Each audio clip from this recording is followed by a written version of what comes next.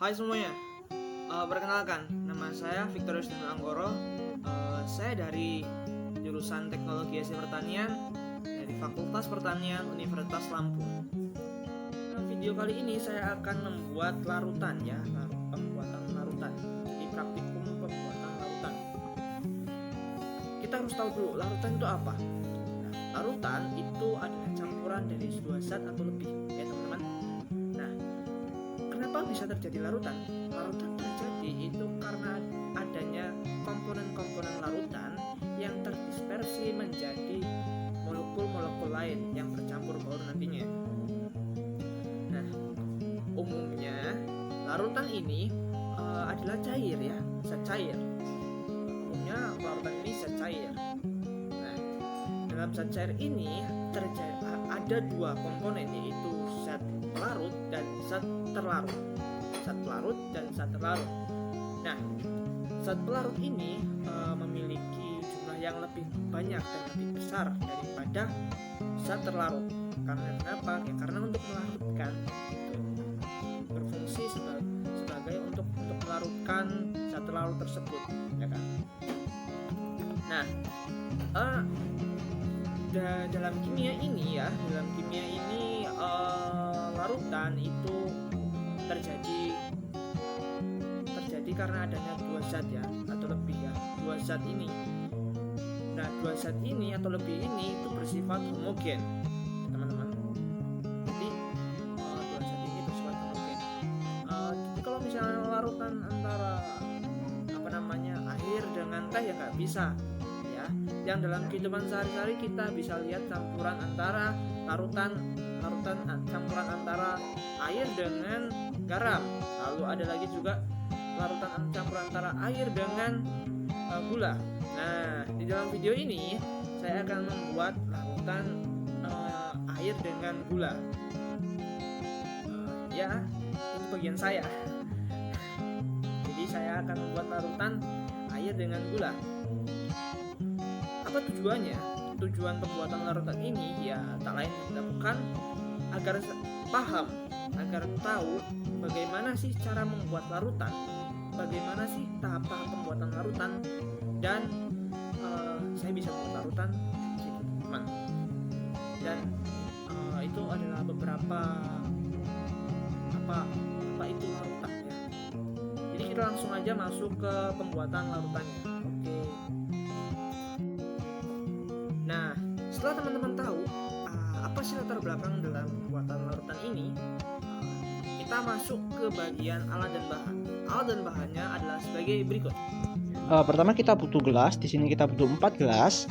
Lalu butuh sendok, 1 juga cukup. Lalu kita butuh timbangan ya teman-teman. Lalu kita butuh bahannya itu gula pasir, dan kita butuh pelarutnya yaitu air panas. Dalam pembuatan larutan gula, saya memiliki 3 perlakuan di sini ya, berdasarkan konsentrasinya. Yang pertama itu saya akan membuat larutan dengan konsentrasi 1 molar. Yang kedua saya membuat larutan dengan konsentrasi 0,5 molal. Ya teman, molal bukan molar. Dan yang ketiga saya akan membuat konsentrasi larutan 10% bobot per bobot ya, dengan dengan volume yang berturut-turut itu 150 ml dan 200 ml ya teman-teman. Itu adalah perlakuannya. Oke, kita sekarang masuk ke dalam tahapannya sebagai berikut. Baik teman-teman, sebelum masuk ke tahap yang selanjutnya, kita harus mencari dulu nih ya. Cari dulu nih massa dari gulanya berapa. Biar apa? Ya biar kita bisa buat larutan yang diperlukan itu dengan konsentrasi 1 molar, lalu 0,5 molar dan 10% bobot per bobot ya. Di sini kita ada 3 perlakuan kan seperti tadi, dan kita harus tahu dulu nih teman-teman. Tadi di sebelumnya kalau teman-teman perhatikan bahwa MR massa molekul relatif dari sukrosa ini 342 ya teman-teman. Harus teman-teman tahu dulu nih. Nah, lalu yang berikutnya perlu tuliskan kembali di sini itu kita tulis diketahui, ditanya, dijawab, ya. Tanya, jawab. Ketahui, tanya, jawab. Kita harus buat seperti ini dulu teman-teman biar lebih mudah. Nah, kita harus tahu dulu jika kita menginginkan molar, berarti kita memakai perhitungan atau persamaan seperti ini. Nah, ketika kita membutuhkan molal, konsentrasi molal, kita membutuhkan persamaan molal sama dengan mol zat terlarut dibagi massa pelarut nih. Ini massa ya teman-teman. Ini massa. Nah, kita harus tahu dulu teman-teman.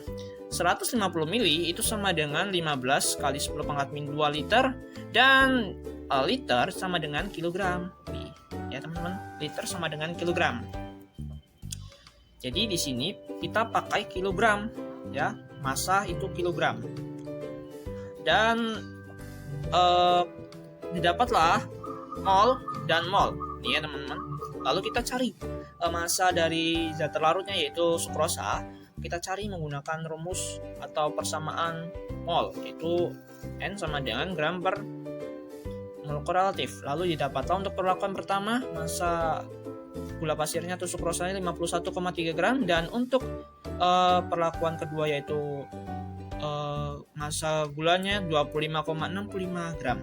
Nah, untuk perlakuan ketiga ini kita berbeda ya teman-teman. Kita memakai persen bobot per bobot. Nah, di sini persamaannya adalah persen bobot per bobot seperti yang kita lihat ini ya teman-teman. Kita lihat, jadi di sini massa per massa. Artinya kita tidak perlu mencari mol. Kita tidak perlu mencari mol. Jadi kita langsung saja masukkan persamaannya dan didapatlah gramnya atau massa gulanya. Sehingga kita bisa masuk ke tahap selanjutnya. Kita mula-mula hitung bobot gelas yang sebagai alas. Lalu kita masukkan gula di atasnya, lalu kita hitung sesuai dengan perhitungan awal tadi, yaitu bobot-bobotnya. Lalu kita tambahkan air panas sampai pada titik yang saya tentukan. Air panas digunakan agar larutan cepat menyatu, ya.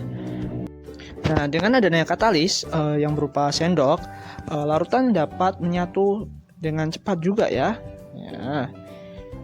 Sehingga didapatlah hasil larutan. Produknya ini sebagai berikut.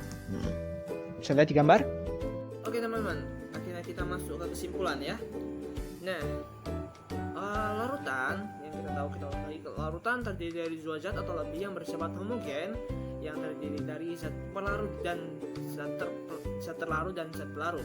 Dan dalam hal ini zat terlarutnya adalah gula dan zat pelarutnya adalah air. Mula-mula kita harus menimbang gula pasir tersebut agar dapat membuat larutan dengan konsentrasi 1 molar, 0,5 molar dan 10% bobot per bobot. Nah, setelah kita timbang, kita masukkan ke dalam gelas. Kita sediakan air panas, yang tentunya tadi air panas kita masukkan ke dalam gelas, lalu kita aduk perlahan sampai gula itu menyatu dengan air, ya teman-teman.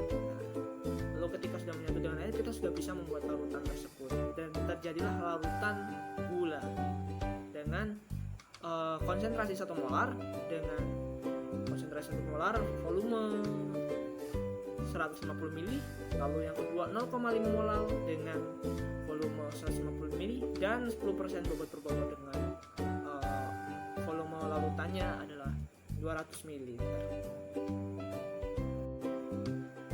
Baiklah teman-teman, kita telah usai dalam pembuatan larutan tadi, dan teman-teman sudah melihat hasilnya kan? Oke.